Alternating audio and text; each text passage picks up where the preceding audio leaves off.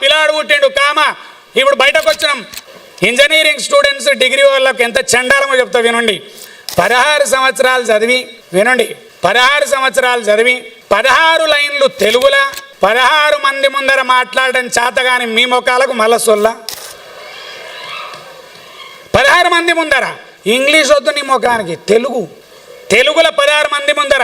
మా నాన్న ఇంటి నుంచి పిలుస్తాడు, నా కొడుకు 90%, మా అమ్మాయికి 90 అండి. ఆయన ఏమంటాడు, పేరేందమ్మా? నీళ్ళు మింగుతాడు. నీ పేరు చెప్పమన్నాం, నా పేరు చెప్పమనిలే. నీ పేరు నీకు చెప్పేది, అందుకే నీళ్ళు మింగుతున్నావు. ఇక నా పేరేం చెప్తావు నువ్వు? ఇంకొక అలవాటు, ముందు చిన్నప్పుడు మన తల్లిదండ్రులు ఒక మంచి అలవాటుతో పెంచారు మనందరినీ. ఈ మధ్యకాలంలో తల్లిదండ్రులు మిస్ అవుతున్నారు.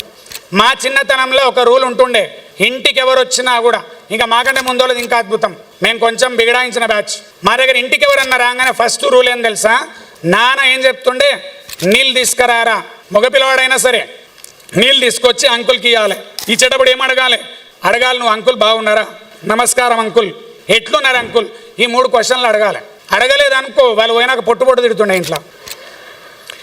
నువ్వు అడగలేదు, క్లాస్ పడ్డదే వాళ్ళు పోయినాకని. ఈ 3 అడిగి ఏమైంది చూడండి, 90% తెచ్చుకుంటే రాదు. నేను చెప్పే 3 క్వశ్చన్లు 30 సార్లు అడిగితే చాలు, 30 మంది అంకుల్స్ ఇంటికి వచ్చిన అడిగితే చాలు, జీవితం మారుతుంది. ఇంటికి రాగానే అంకుల్ బాగున్నారా, నీళ్ళు తీసుకోండి అంకుల్, టీ కావన్నా అంకుల్, కాఫీ తాగుతారా, 3 మాటలు కరెక్ట్గా అంకుల్తో కళ్ళకు కళ్ళు పెట్టి మాట్లాడే దమ్ముంటే ఈ తొక్కలో ఫెయిల్యూర్ ఎవడు అడుగుతాడు? అంకుల్ వచ్చి అడుగుతాడు, ఫెయిల్ అయినావా అమ్మ? అయినా అంకుల్. ఎందుకు అయినావా అమ్మ అని అంటాడు. మీరు ఆన్సర్ చెప్పండి, జీన్స్ అంకుల్. ఏమవుతుంది? నాకు అర్థం కాదు ఏమైంది. ఐన్స్టీన్ కొడుకు ఐన్స్టీన్ జీన్స్ ఉంటాయి, మన కొడుకులకు